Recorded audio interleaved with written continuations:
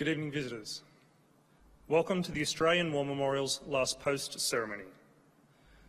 My name is Gerard Pratt, and joining us today from the Royal Australian Navy is Lieutenant Commander Lee Pritchard. We welcome the veterans who have served, those that are still serving, and the families that support them.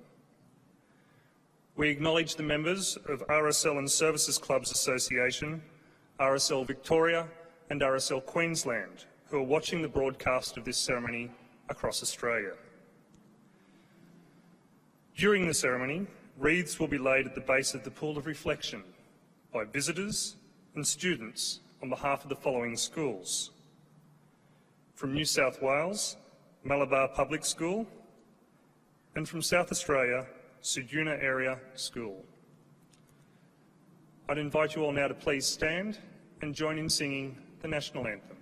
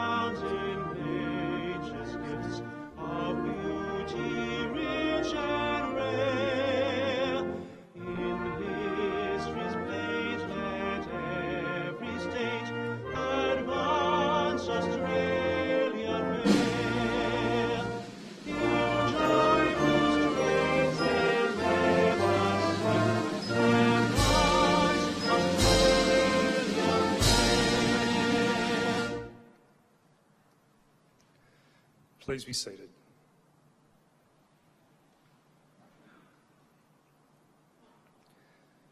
The Australian War Memorial was the vision of Charles Bean, Australia's First World War official historian.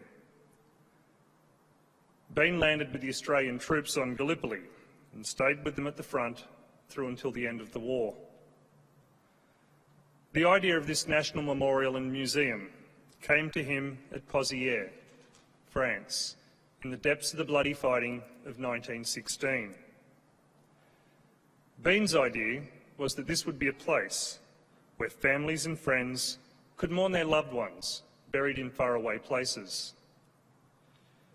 It would also be a place that could help all Australians understand what these men and women had endured and what they had done for us. Bean's vision, to which we remain true, is best expressed as inscribed in the entrance to the memorial's galleries.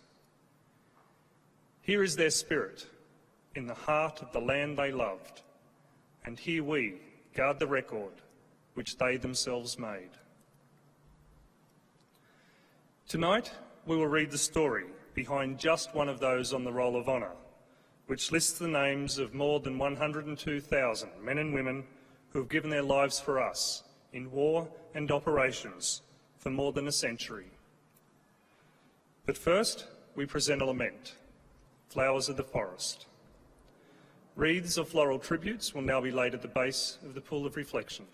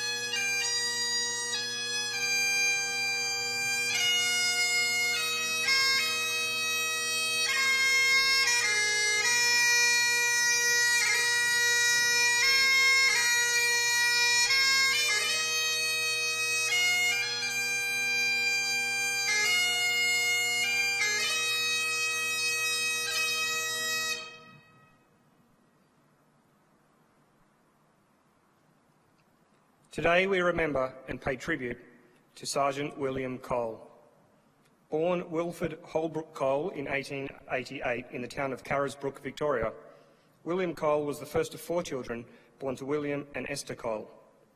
He grew up in the nearby town of Maryborough and attended the local school, though by 1909 he had left school to work alongside his father as a miner. By the time the First World War began, Cole had moved to South Australia, where he was working as a labourer for the South Australian Railway. He enlisted on the 24th of August 1914 at Morphettville in Adelaide and was posted to Bravo Company of the newly raised 10th Battalion.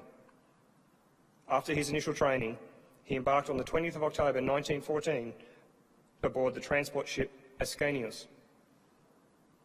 The 10th Battalion landed in Egypt in December and continued training, the men spending their periods of leave exploring Cairo and surrounds. In March, the 10th Battalion, as part of the 3rd Infantry Brigade, sailed to Lemnos in preparation for the Gallipoli campaign. Cole was amongst the first wave of troops ashore at Gallipoli in the pre-dawn hours of the 25th of April 1915. He remained on Gallipoli throughout the campaign and by October had been promoted to temporary corporal. Following the 10th Battalion's evacuation from Gallipoli in early December, he was promoted to full corporal. The battalion returned to Egypt in January 1916, and early the following month, Cole was admitted to hospital with a dermatological condition. He was released from hospital 2 days after his battalion had sailed for France, at the end of March, making the journey himself in early May. After being posted to an entrenching battalion, Cole managed to transfer back to the 10th Battalion at the end of July. In August, he took part in the battle for Mouquet Farm and was promoted to temporary sergeant. Cole was shot in the foot on the 23rd of August and was evacuated to England for treatment and convalescence, returning to France in September, rejoining the 10th Battalion in early December, and being promoted to temporary sergeant at the end of the year. Following a bitter winter, the battalion was involved in following the German army as it withdrew to its prepared positions known as the Hindenburg Line. Cole was wounded for a second time during the 10th Battalion's attack on German positions at Le Barque, hit in the right hand by shrapnel and hospitalised until mid-March. In May, he was posted to the 1st Anzac Corps School. His rank of sergeant was confirmed in May, and he returned to the battalion on the 20th of July. Cole took part in the battles of Menin Road and Polygon Wood in September. The 10th Battalion played a supporting role during the capture of Brood-Sonder Ridge on the 4th of October, but only days later the battalion was back on the front line. On the 9th of October, the 10th Battalion was ordered to raid Celtic Wood. Charlie Company was tasked with the raid, though the number of raiders had to be supplemented by volunteers from other companies. As the senior sergeant in Charlie Company, Cole was made acting Company Sergeant Major. The raid began at 5:20 a.m. on the 9th of October, and the men began taking fire from German machine guns immediately. Cole made it to Celtic Wood, where fierce hand-to-hand fighting took place. When it was time for the raiders to withdraw, Cole, who had been tasked with giving the signal, raised his very pistol and fired a flare. Private Daniel Rhodes, one of the survivors of the raid, described what happened next. "I saw him put up a flare light, and immediately afterwards I saw him shot and he fell dead." William Cole was 29 years old. The surviving raiders evacuated the German trenches under heavy fire. Cole's body could not be recovered and his remains were not located or identified after the war. As a result, his name was added to the Menin Gate Memorial. His name is also listed on the Roll of Honour on my right, among more than 60,000 Australians who died while serving in the First World War. This is but one of the many stories of service and sacrifice told here at the Australian War Memorial.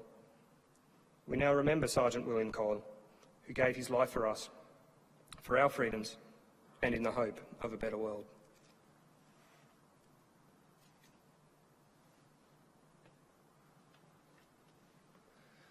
Please stand for the reading of the Ode and the sounding of the last post.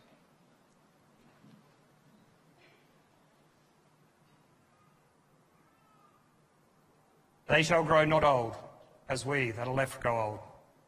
Age shall not weary them, nor the years condemn. At the going down of the sun, and in the morning we will remember them. We will remember them.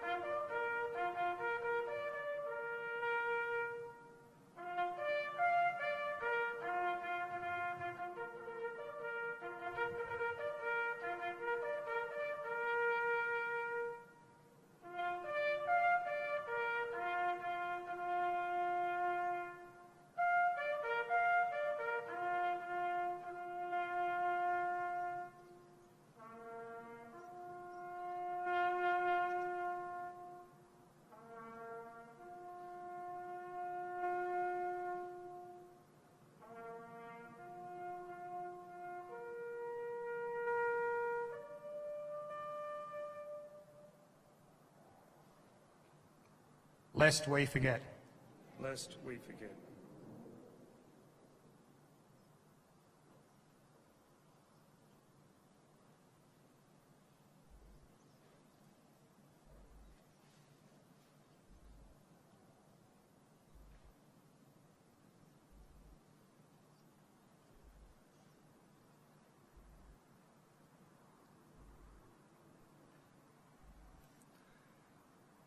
We leave you this evening with the words of the memorial's founder, Charles Bean.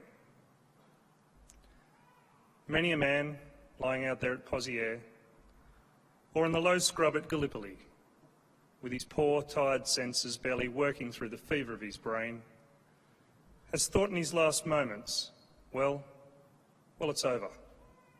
But in Australia, they will be proud of this. Ladies and gentlemen, girls and boys, that concludes the last post ceremony. We thank you all for visiting the Australian War Memorial and wish you all a very good evening. Thank you.